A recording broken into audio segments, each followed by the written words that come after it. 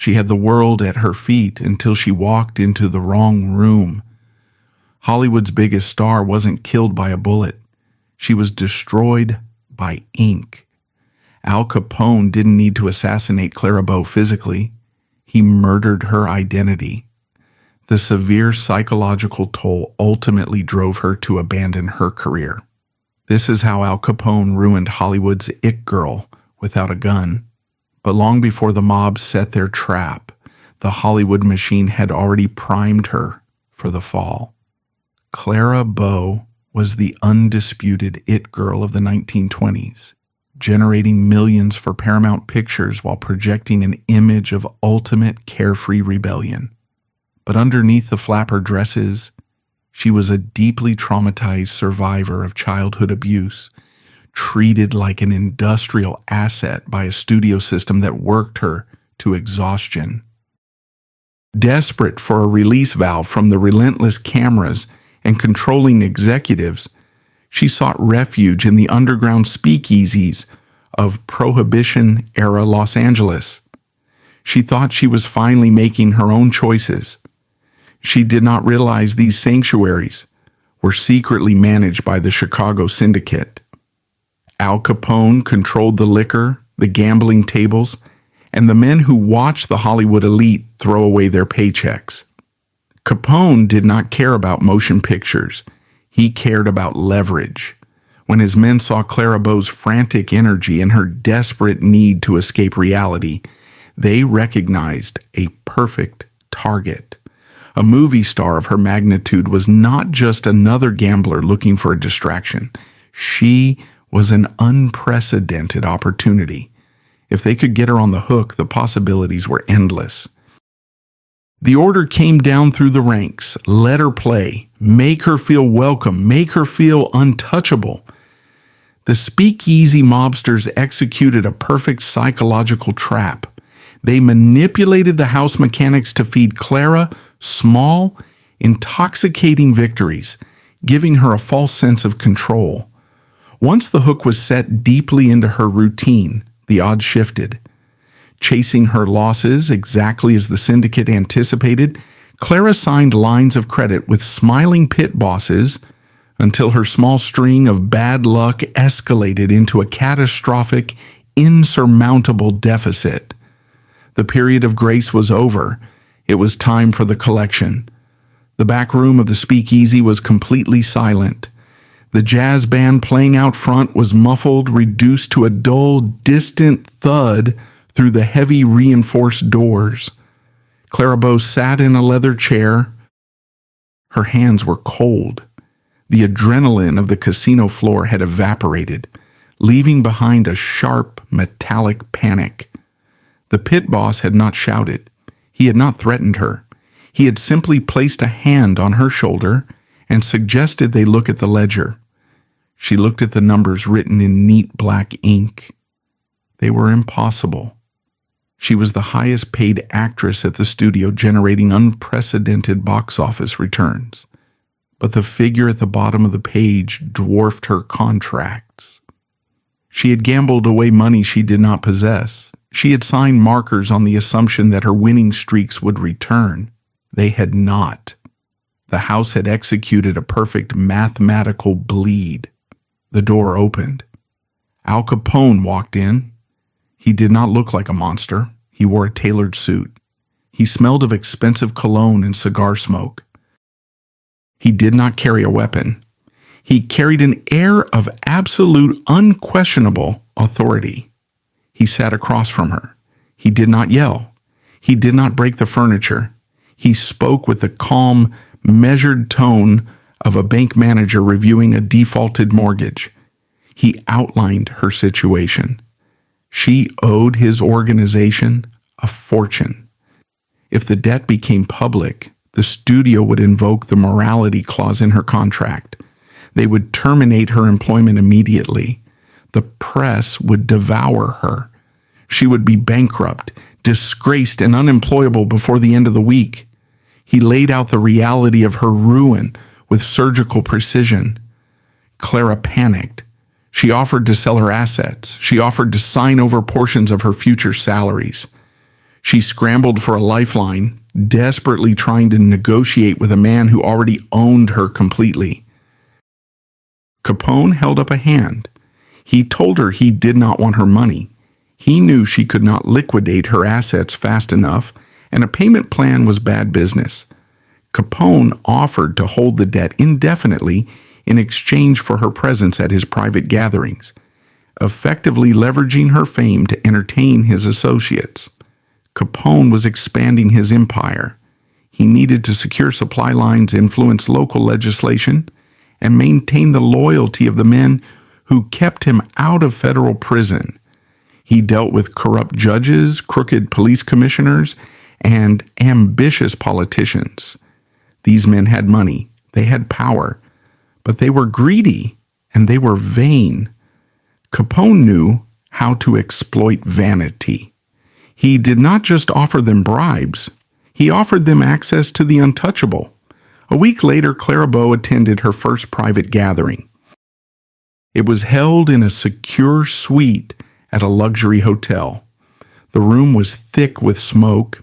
The men in the room were older, heavy-set, wearing expensive suits with sweat on their collars. They were the architects of municipal corruption. They were men who signed zoning permits, dismissed criminal charges, and looked the other way when shipments of illegal Canadian whiskey crossed the border. Clara walked in. The conversation stopped. She was the it girl. She was the fantasy projected on thousands of silver screens across the country. And now she was pouring their bourbon. She was lighting their cigars. She was sitting at their tables, forced to smile at their crude jokes and endure their lingering stares. Capone watched from the corner of the room. He did not touch her. He did not have to. His possession of her was absolute and entirely visible. When an alderman looked at Clara Bow, he was not just looking at a beautiful woman. He was looking at a demonstration of Capone's supreme power. The message was unmistakable. Al Capone is a man who can buy the most famous woman in the world and use her to fetch your drink. The psychological degradation was instant and profound. Clara had fought her way out of the slums of Brooklyn to become a star. She had endured the grueling, abusive factory conditions of the studio system to earn her independence. The contrast between her public life and her private reality began to tear her mind apart. By day, she arrived at the Paramount lot. She stepped under the blinding Klieg lights. The directors shouted for action. She projected the wild, carefree, rebellious spirit that the public adored. She kissed leading men. She danced. She was the ultimate symbol of the modern, liberated woman. By night, a black car waited for her outside her home. The driver did not speak. He drove her to underground clubs, private mansions, and secured hotel suites. She stepped into rooms filled with the worst men in the city. She became a servant to the Syndicate. She had to maintain the facade. If she looked miserable, Capone's associates would be insulted. The value of the bribe was in the illusion that she wanted to be there. She had to use her acting skills not for a camera, but for her own survival. She faked the laughs. She faked the charm. She forced herself to be the sparkling center of attention in rooms where men discussed extortion, bribery, and murder. Clara had to evade her own studio security to meet her obligations to the mob. She was living a double life, trapped between two ruthless systems of control. The studio owned her image. Capone owned her reputation. She tried to push back. During one of the private dinners, a high-ranking city official made a crass, aggressive advance. Clara refused him. She stood up, her temper flaring, and prepared to leave the room. Capone intercepted her before she reached the door. He did not raise his voice. He stepped into her personal space. He reminded her of the ledger. He reminded her of the exact dollar amount she owed. He reminded her of the morality clause in her contract. He told her that if she walked out that door, the newspapers would have a copy of her gambling debts before sunrise. He told her she would be penniless and unemployable. He instructed her to turn around, walk back to the table, and apologize to the official. Clara looked at him and saw the absolute absence of empathy. He operated strictly on calculated leverage. She turned around. She walked back to the table. She forced a smile and apologized to the man who had just insulted her. That moment broke something fundamental inside her. She realized she was not a debtor working off a loan. She was a hostage. The debt was designed to be unpayable. Capone was not interested in recovering the money. The money was irrelevant to him. He was interested in maintaining a permanent hold over a strategic asset. As long as she owed the debt, she was his property. The speakeasies were no longer a refuge. They were the bars of her cell. Every time she poured a drink for a corrupt judge, she felt her dignity being chipped away. Every time she was forced to pose for a photograph with a rival mob boss, she felt her soul eroding. She was a trophy mounted on Capone's wall. The isolation was total. She could not go to the police. The men she was serving drinks to were the police. She could not go to the studio bosses. They would abandon her the second the scandal threatened their profit margins. She was entirely alone in a city of millions. Clara knew she could not survive this existence. If she continued to live as a captive ornament for the Chicago Syndicate, she would eventually lose her mind completely. She had to sever the chain. She had to find a way to clear the ledger and remove Capone's leverage. She began to quietly assess her finances. She looked at her properties. She looked at her jewelry. She calculated what she could liquidate without drawing the attention of the studio accountants or the press. She needed a massive sum of liquid cash, and she needed it fast. She formulated a plan to buy back her life. She was preparing to confront the most dangerous man in America and demand her freedom. She did not know that confronting a man like Al Capone was not a negotiation. It was an act of war. To survive, Clara executed a desperate financial miracle. She secretly liquidated her life, pawning diamond necklaces and offloading real estate to hoard a small fortune in untraceable bills. Convinced that the mob operated like any other business, she believed a massive cash payment could buy back her freedom. She made a phone call to a discreet number she had been given. She did not ask to speak to Capone. He was insulated, untouchable. She requested a meeting with his primary lieutenant in Los Angeles, the man who managed the collections and organized the private dinners. The meeting was set for midnight in a private room at the back of an exclusive, heavily guarded speakeasy. Clara arrived carrying a heavy leather briefcase. She wore a dark coat, a wide-brimmed hat pulled low over her face. She was trembling.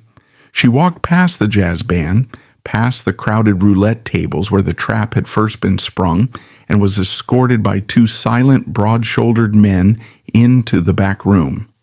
The lieutenant sat behind a desk. He was a sharply dressed, impeccably groomed man with dead, unblinking eyes. He managed the Syndicate collections in Los Angeles. He did not stand when she entered. He simply gestured to the chair across from him. Clara sat down. She did not speak. She lifted the heavy leather briefcase, placed it on the desk, and popped the brass latches. She opened the lid. The stacks of currency were neatly arranged, representing the liquidation of years of her sweat and trauma on the studio lots. "It's a quarter of the total," Clara said, her voice shaking despite her desperate attempt to sound firm. "In cash, untraceable. I want off the rotation. I'll pay the rest, but I am done attending the dinners. I am done pouring the drinks." The lieutenant looked at the briefcase. He did not reach for the money. He did not smile. He leaned back in his chair and looked at Clara with an expression of mild clinical curiosity, as if he were observing a laboratory mouse attempting to negotiate its way out of a maze. The silence stretched for agonizing seconds. The faint, muffled sound of a trumpet playing a frantic jazz solo bled through the walls. "Close the case, Miss Bow," the lieutenant finally said. His voice was soft, devoid of any anger or malice. It was the absolute lack of emotion that made the words so terrifying. Clara froze. "It's cash," she stammered. "It's a down payment. It proves I'm good for it." The lieutenant refused the cash with profound boredom. He explained that the Syndicate was not a bank, and the money was irrelevant to Al Capone. The true value of her debt was leverage. Having the most famous woman in the world pour scotch for corrupt city officials made those men feel powerful, guaranteeing the Syndicate millions in untroubled illegal commerce. Her debt was mathematically unpayable by design. They did not want her money. They wanted to own her completely. Clara's hands gripped the armrests of her chair. A wave of absolute freezing despair washed over her. "And if I refuse," she whispered, "if I walk into the press tomorrow and tell them everything?" The lieutenant finally smiled. It was a chilling, razor-thin expression. "You won't, because you are an actress, and you understand the power of an audience. If you refuse, we will not send men to break your legs. We will not harm a single hair on your head. We will simply hand your ledger to the editors of the most prominent scandal sheets in the country. We will provide them with a detailed, heavily embellished account of your gambling habits. But we won't stop there." He leaned closer, the smell of peppermint and stale tobacco washing over her. "We own the presses just as surely as we own the casinos. We will manufacture a campaign of absolute filth. We will invent stories of depravity so severe, so grotesque, that the studio will cancel your contract before the ink is dry on the morning edition. The public will demand your exile. We will turn your name into a punchline for the gutter." He gestured to the briefcase. "Take your money, Miss Bow. Buy yourself something pretty. You have a dinner to attend on Thursday night. A very important group of men from the zoning commission will be in town. Wear the red silk dress. They like the red silk." Clara closed the briefcase. The brass latches snapped shut with a sound like a guillotine dropping. She picked up the heavy leather bag. It no longer felt like a weapon of salvation. It felt like an anchor. She stood up, her legs trembling so violently she could barely support her own weight. She walked out of the room, past the guards, past the roulette tables, and out into the cool Los Angeles night. She climbed into the back of her car. She did not cry. The fear was too deep for tears. It was a cold, paralyzing dread. She realized the absolute brilliance of the trap Capone had built. He had weaponized her own fame against her. He knew that the only thing she feared more than the mob was the loss of the public's adoration. The public had saved her from the slums. The public's love was the only validation she had ever known, and Capone held the power to turn that love into absolute vitriolic hatred with a few phone calls to his bought and paid for editors. She was not just a hostage to a financial debt, she was a hostage to her own image. The mob understood that in the modern era of mass media, physical assassination was sloppy and drew federal heat. Character assassination was clean, highly effective, and entirely untraceable. They could murder her career, destroy her mind, and walk away without leaving a single fingerprint. Following her failed attempt to buy her freedom, the Syndicate tightened the leash, pushing Clara to the precipice of a total psychological collapse. A broken, unpredictable actress was no longer an effective bribe for corrupt politicians. In Chicago, sitting behind a massive desk, Al Capone watched the situation develop with cold satisfaction. Capone decided the ledger needed to be closed. He decided it was time to cash in the leverage. He did not order a hit. He picked up the telephone. He dialed the numbers of the most ruthless tabloid editors in the United States. He authorized the release of the funds. He gave the order to begin the execution. Al Capone gave the order, and the media apparatus moved with the brutal efficiency of a military strike. Major newspaper syndicates, quietly subsidized by Chicago cash, launched a coordinated tabloid assault. Overnight, the protective, admiring lens through which the press had always viewed Clara was shattered. The headlines were not merely gossip. They were targeted, weaponized slander. They did not attack her acting. They attacked the core pillars of her public persona. The Syndicate understood exactly what made Clara Bow popular: her image as an independent, carefree, modern woman. To destroy her, they had to pervert that image into something grotesque and dangerous to the moral fabric of the country.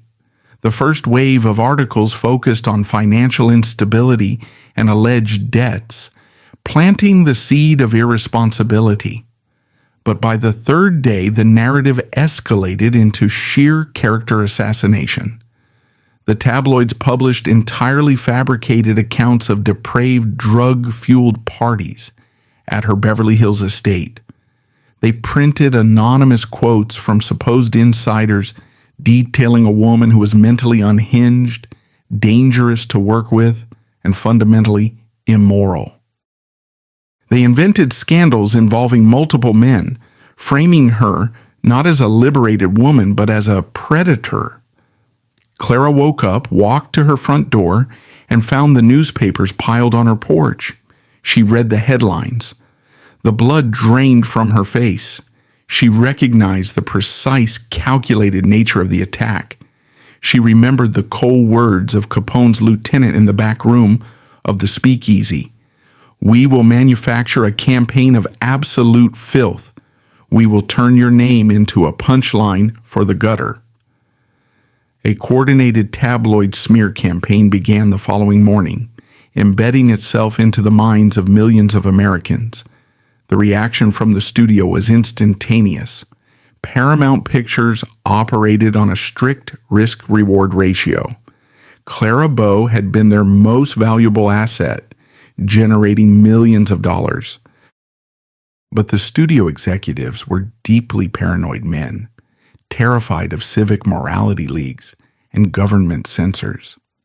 The moment the tabloids hit the executive desks, Clara transitioned from an asset to a massive corporate liability. She was summoned to the front office. There were no friendly greetings. The studio head sat behind his desk with a stack of the offending newspapers spread out before him. He did not ask her if the stories were true. In the business of image management, the truth is irrelevant. Only the public perception matters. He pointed to the morality clause in her contract, the same clause Capone had used as leverage. He informed her that the studio was suspending her current production. They were withdrawing their publicity support. They were quarantining her. He demanded she issue a public apology, though neither of them knew what exactly she was apologizing for. It was a corporate demand for submission. He told her that if the negative press did not cease within the week, they would void her contract entirely and sue her for breach of morality. Clara stood in the office, completely numb. She was watching the two cartels coordinate her destruction without ever speaking to one another. The Chicago mob provided the poison. The Hollywood studio administered the dose. She returned to her estate, but it was no longer a sanctuary. It was a besieged fortress. Reporters camped at her gates. Photographers scaled her walls, trying to capture a picture of the fallen idol looking disheveled or panicked. The telephone rang incessantly. When she answered, it was either a hostile journalist looking for a quote to twist, or worse, heavy silent breathing on the other end of the line, a quiet reminder from Chicago that they were watching the show they had produced. The isolation became absolute. The handlers, co-stars, and directors who had hovered around her for years vanished overnight. She was radioactive. The most terrifying aspect of the mob's strategy was that the night shifts did not stop. Even as they systematically destroyed her public life, Capone's men continued to collect on the ledger. The Syndicate maintained their routine.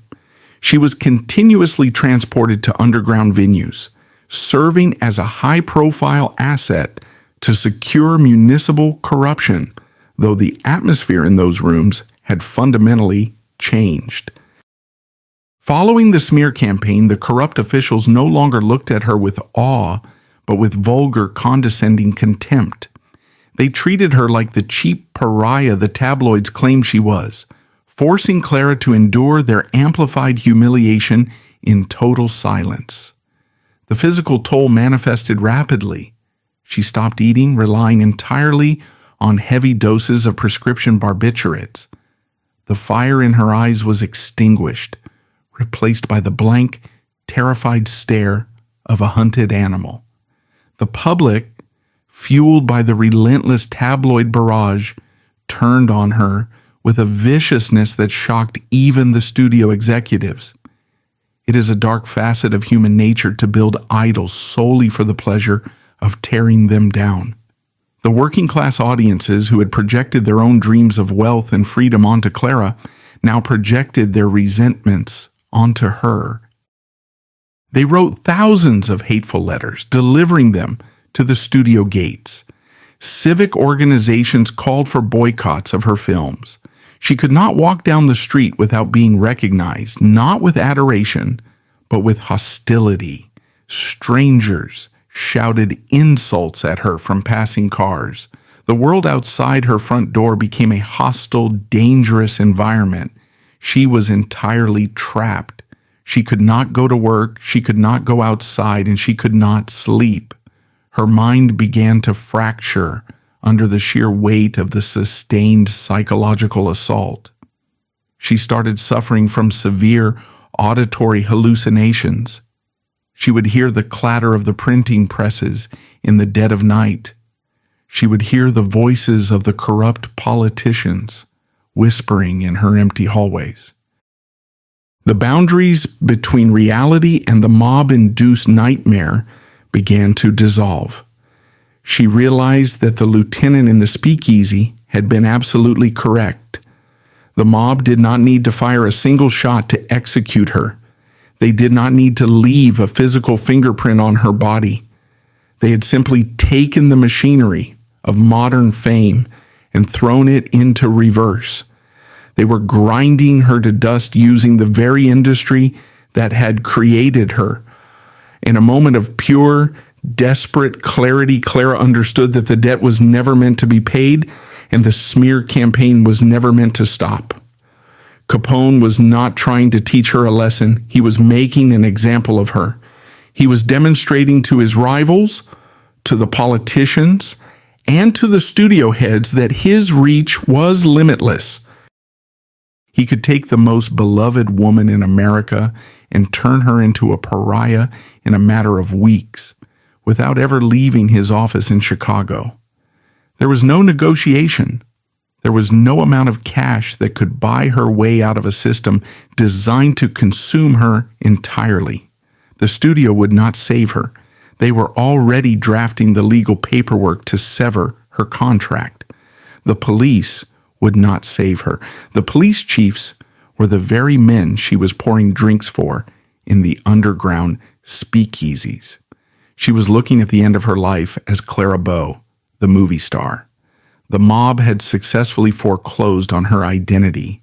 Sitting on the floor of her bedroom, surrounded by the cruel, mocking headlines of a dozen different newspapers, Clara made the only choice left to a prisoner who cannot pick the lock and cannot fight the guards. She decided to burn down her own cell.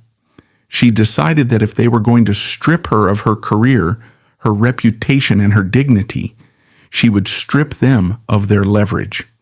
She could not beat the Chicago Syndicate, but she could remove herself from the board. The plan she began to formulate was not a strategy for victory. It was a strategy for survival through absolute, total surrender. She prepared to execute the final desperate act of the it girl, a complete and permanent disappearance from the world that had built her up only to watch her be torn apart. The Beverly Hills estate, once a glittering testament to Clara Bow's meteoric rise from the Brooklyn slums, had transformed into a mausoleum. The heavy velvet curtains were drawn tight across every window, blocking out the aggressive, blinding California sun.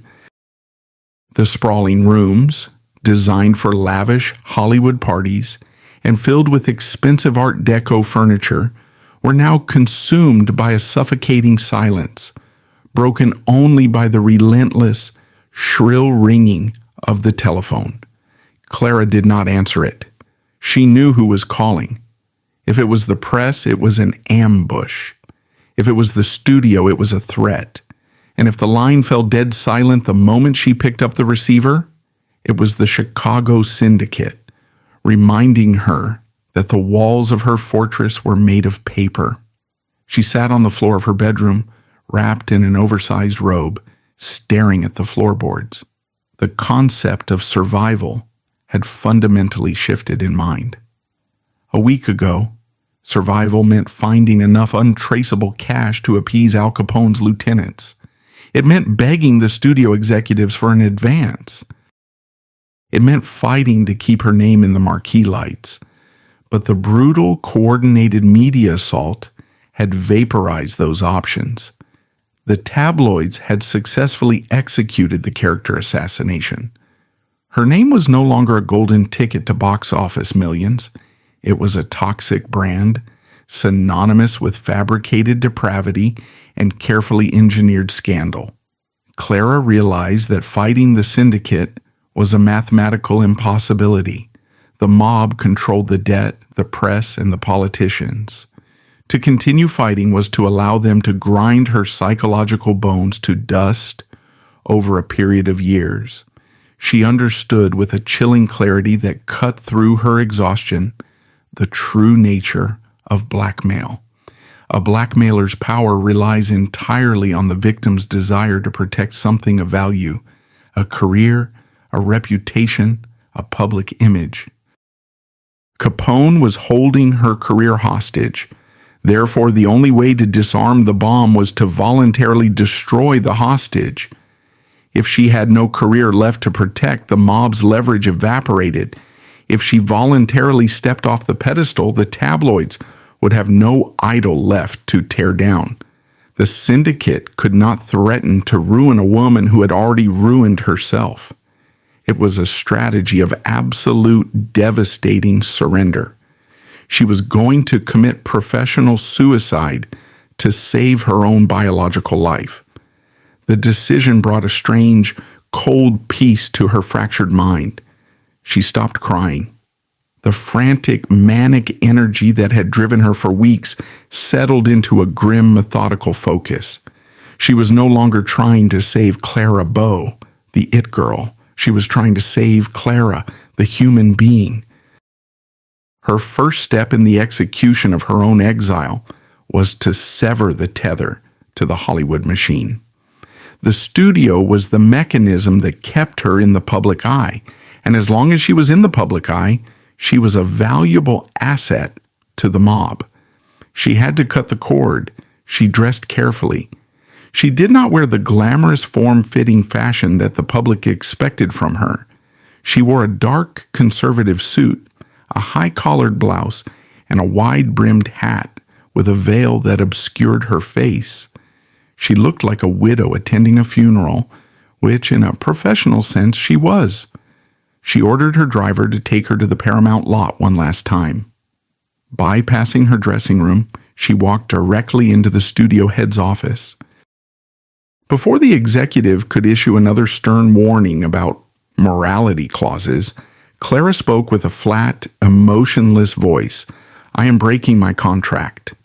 The executive sneered, threatening to sue her into absolute poverty and tie her up in litigation for a decade. "I know," Clara replied. "I am never stepping in front of a camera again. Keep the salaries, keep the royalties. Draft the termination paperwork, and I will sign it today." Realizing a voluntary resignation would save the studio a public relations nightmare, the corporate machinery moved swiftly. Within an hour, Clara signed a thick stack of aggressively worded documents, stripping her of all residual financial rights and officially terminating her employment. She signed away millions of dollars in future earnings, but as she walked out of the executive building and into the California sun, she took her first deep breath in weeks. But the severance was only half complete. She had neutralized the studio, but the mob still held the physical ledger. They still expected her to perform her duties as their captive hostess. She knew she could not simply pack a bag and run. If she disappeared without warning, Capone's men would track her down. They owned the police, and they had informants in every train station and hotel from Los Angeles to Chicago. If they thought she was fleeing, they would view it as an insult to the Syndicate, and the rules of engagement would change. She had to engineer a quiet, unremarkable exit. She had to convince them that the toy was simply broken, not stolen. That evening, the black sedan arrived at her estate right on schedule. The silent driver waited by the wrought iron gates. Clara did not hide. She emerged from the house and climbed into the back seat. She was scheduled to attend a private gathering at an underground casino on the outskirts of the city, a high-stakes poker game attended by several prominent municipal judges and a high-ranking zoning commissioner. She arrived at the speakeasy and was escorted through the kitchen, down the concrete stairs, and into the heavily secured back room. The atmosphere was thick with cigar smoke and the smell of expensive whiskey. The corrupt officials were seated around the felt table, laughing loudly, counting stacks of illegal chips. Capone's lieutenant, the man with the dead, unblinking eyes, sat in the corner shadow, observing the room. Clara stepped into the light. The men at the table looked up, expecting the frantic, forced smile and the dazzling charm they felt entitled to. Instead, they saw a ghost. Clara did not smile. She did not wear the red silk dress the lieutenant had previously demanded. She wore a plain, dark gown that hung loosely on her emaciated frame. Her face was entirely devoid of makeup, exposing the dark, bruised circles under her eyes and the pale, sickly pallor of her skin. The vibrant, electric energy that had made her a global icon was completely gone. She looked hollowed out, a shell of a human being. She walked to the bar, poured a glass of scotch, and carried it to the zoning commissioner. Her movements were slow, robotic. She placed the glass on the table without making eye contact. The commissioner, a heavy-set man with a flushed face, frowned. He looked at Clara, then looked toward the lieutenant in the corner. "What's wrong with her?" he muttered, his voice laced with disgust. "She looks like a corpse." "Pour the drinks, Clara," the lieutenant said smoothly from the shadows, though his eyes narrowed as he watched her. Clara poured another drink for a municipal judge. The judge reached out and grabbed her wrist. It was not a gesture of affection. It was an assertion of ownership. "Smile, sweetheart," the judge slurred. "You're supposed to be entertaining." Clara looked down at the hand gripping her wrist. She felt no fear. She felt no anger. She felt absolutely nothing. The psychological detachment was complete. She slowly raised her eyes and looked directly into the judge's face. Her expression was completely blank. It was the stare of a woman who had already left her own body. The judge recoiled, dropping her wrist as if he had touched a cold reptile. The total absence of human emotion in her eyes was deeply unsettling. It ruined the illusion of power that these men craved. They wanted to dominate a vibrant movie star. They did not want to be served by a walking corpse.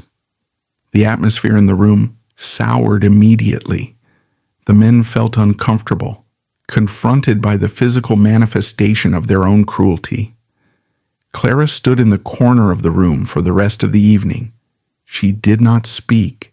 She did not engage. She simply existed as a stark, depressing reminder of the mob's destructive capability. From his chair in the shadows, the lieutenant watched her intently. He was a master of assessing leverage, and he recognized a depleted asset when he saw one. He knew about the studio contract termination. The mob had informants in the Paramount legal department. He knew she had stripped herself of her professional value. And now, watching her interact with the politicians, he realized she had been stripped of her social value as well. The smear campaign in the tabloids had worked too well. The media destruction had shattered her psychological foundation. She was no longer a glittering prize to be paraded in front of corrupt officials. She was a depressing, broken liability. She was making the guests uncomfortable. The bribe was losing its luster. When the night concluded, the lieutenant did not approach her. He did not issue any threats. He simply nodded to the guards, signaling that she was to be sent home. Clara walked out of the speakeasy and climbed into the sedan. She knew with the sharp instincts of a survivor that the lieutenant had registered her uselessness. The mob operated on pure pragmatism. You do not spend resources guarding a bank vault after it has been emptied. She had successfully rendered herself worthless to the Chicago Syndicate. The invisible chain that bound her to Capone was not broken by force. It simply fell away because there was no longer anything of value to hold on to. She returned to the Beverly Hills estate. It was 3 o'clock in the morning. The house was dead silent. The time for waiting was over. She walked into her bedroom and pulled a single modest leather suitcase from the closet. She did not pack the designer gowns, the silk lingerie, or the expensive furs that she had worn to Hollywood premieres. Those items belonged to Clara Bow, the movie star, and Clara Bow was dead. She packed plain, durable clothing, riding pants, heavy woolen sweaters, sturdy boots. She went to the floor safe and emptied the remaining stacks of cash she had hoarded from the secret liquidation of her assets. It was not enough to pay the mob, but it was enough to buy a lifetime of anonymity. She stuffed the bills into the bottom of the suitcase. She walked through the house one last time. She looked at the expensive art on the walls, the crystal chandeliers, the grand piano. This estate was the physical manifestation of her triumph over the Brooklyn slums, but it had become the central node of her imprisonment. She felt no attachment to it. She left the keys on the kitchen counter. She left the property deeds in the desk drawer. The banks and the creditors could fight over the carcass of her Hollywood life. She slipped out the back door, carrying the single suitcase. She bypassed the grand circular driveway where the studio cars used to wait and walked down the dark, quiet street until she reached a secondary avenue. She had arranged for a private, anonymous transport, a discreet driver hired with cash, instructed to ask no questions. The car was waiting in the shadows. Clara climbed into the back seat. The engine rumbled to life, leaving Beverly Hills behind as she fled toward the barren isolation of Nevada. Dawn broke over the harsh landscape of the Mojave Desert. The first light illuminated a brutal terrain of jagged rock and cracked earth, completely devoid of Southern California's manicured illusions. In the back of the anonymous sedan, Clara Bow watched the shadows of the mountains stretch across the highway. She had not slept. She had spent the entire night watching the rearview mirror, waiting for the headlights of the Chicago Syndicate to appear out of the darkness, waiting for the black cars to come and reclaim their property. But the road behind them remained empty. The mob did not chase her.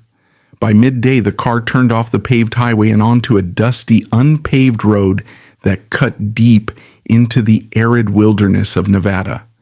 They were heading toward a remote property near the tiny, isolated mining town of Searchlight. It was a working cattle ranch, hundreds of miles from the nearest soundstage, miles away from the nearest telephone line, and a universe away from the underground speakeasies of Los Angeles. When the car finally came to a halt in front of a modest, weather-beaten ranch house, Clara stepped out into the crushing heat. The silence of the desert hit her with the physical force of a tidal wave. For the last decade, her life had been a cacophony of noise. The shouted directions of studio filmmakers, the roar of the jazz bands, the incessant popping of flash bulbs, the drunken laughter of corrupt city officials, and finally, the deafening hallucinatory clatter of the tabloid printing presses. Now there was only the sound of the wind moving through the dry sagebrush. She paid the driver with a stack of untraceable bills from her suitcase. The car turned around, kicking up a trail of dust, and disappeared back toward civilization. Clara stood entirely alone in the vast emptiness. She had successfully executed her own exile. The glamorous electric entity known to the world as the It Girl had been left behind in the floor safe of a Beverly Hills mansion, traded for a few breaths of unmonitored air. She picked up her single leather suitcase and walked into the ranch house. It was sparse, dusty, and hot. There were no silk sheets. There were no crystal chandeliers. There were no mirrors to reflect a shattered idol. It was a fortress of absolute isolation. Hundreds of miles away, in the dim, smoke-filled back room of a Los Angeles speakeasy, the administrative machinery of the underworld processed her disappearance with chilling bureaucratic efficiency. The lieutenant with the dead, unblinking eyes sat at his desk, reviewing the weekly ledgers. A subordinate entered the room and quietly informed him that the Beverly Hills estate was empty. The doors were unlocked. The keys were on the counter. The asset had vanished. The lieutenant did not slam his fist on the desk. He did not issue orders to mobilize hit squads. He did not dispatch men with baseball bats to scour the train stations. He simply picked up a telephone, dialed a secure line, and verified the intelligence he had received the previous afternoon from the Paramount Pictures legal department. The studio informant confirmed it. Clara Bow had voluntarily severed her contract. She had signed away her royalties, her future earnings, and her connection to the Hollywood publicity machine. The media smear campaign had done its job flawlessly. She was no longer a beloved icon. She was a disgraced pariah. The lieutenant hung up the phone and opened the heavy leather ledger. He turned to the page bearing Clara's name, the page that documented the massive, insurmountable gambling debt she had incurred at their rigged roulette tables. He looked at the numbers. They represented a fortune. But as he had told her weeks ago, the syndicate was not in the business of collecting fractional cash payments. They were in the business of leverage. He analyzed the current value of the asset. Clara Bow had no studio backing. She had no public adoration. She had no credibility. If he forced her back into the private suites to pour drinks for the corrupt zoning commissioners and municipal judges, she would be useless. A terrified, disgraced, unemployed actress offered no prestige. She could no longer be used as a glittering bribe to grease the wheels of municipal corruption. The politicians wanted to be seen with a goddess, not a ghost. The leverage was gone. The collateral had self-destructed. With a steady hand, the lieutenant picked up a red fountain pen. He drew a single thick line across Clara Bow's name and the corresponding debt. He wrote 2 words in the margin: account closed. He closed the ledger and moved on to the next page. Back in Hollywood, the studio machinery moved with equal pragmatism. The executives, relieved to be rid of a scandalous liability without a messy public firing, issued a brief, sanitized press release. They announced that Miss Bow was retiring from motion pictures due to severe nervous exhaustion and the strain of her grueling work schedule. The tabloid press, the very weapon Capone had used to destroy her, feasted on the carcass for a few more days. They published speculative articles about her mental breakdown, claiming she had been driven mad by the pressures of the microphone and the advent of sound films. It was a convenient, bloodless narrative. It absolved the studio of their abusive labor practices, and it completely obscured the dark, violent hand of the Chicago Syndicate. The public accepted the lie. The myth was written into the history books. The it girl could not adapt to the talking pictures, so she faded away. Nobody investigated the sudden liquidation of her assets. Nobody questioned the timing of the vicious smear campaigns. The corrupt officials who had humiliated her in the underground speakeasies continued to collect their bribes and run the city. The Hollywood machine simply wiped the lens, adjusted the lighting, and cast a new, younger, more compliant actress to fill the void. Clara Bow was erased. In the Nevada desert, the erasure was absolute. Clara lived on the Walking Box Ranch, surrounded by hundreds of miles of unforgiving terrain. At first, the isolation provided a desperate, necessary relief.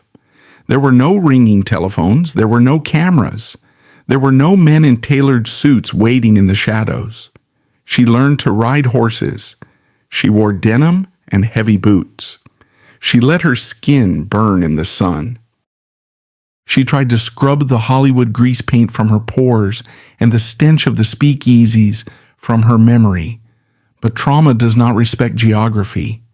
The psychological warfare waged by the Syndicate had fundamentally fractured her mind, replacing the blinding lights of Hollywood with severe, crippling paranoia.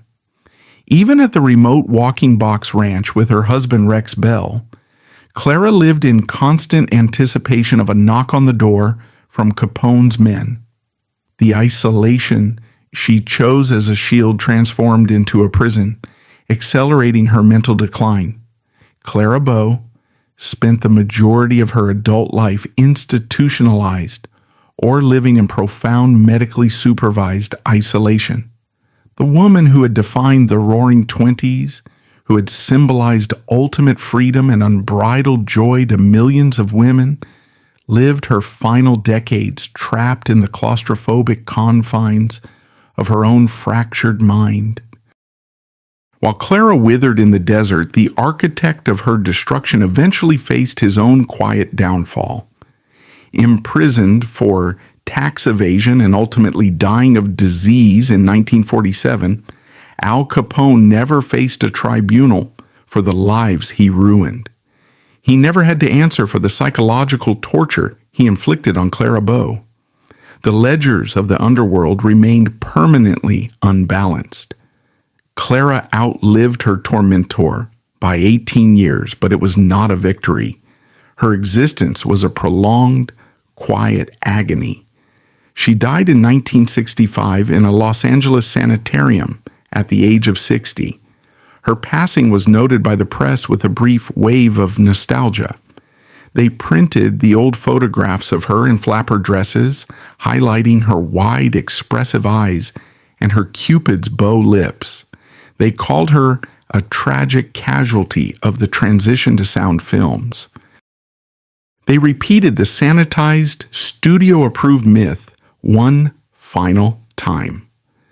The true story of Clara Bow remains one of the darkest, most carefully guarded secrets of the golden age of Hollywood. It is a narrative that fundamentally disrupts the glittering illusion of the American entertainment industry.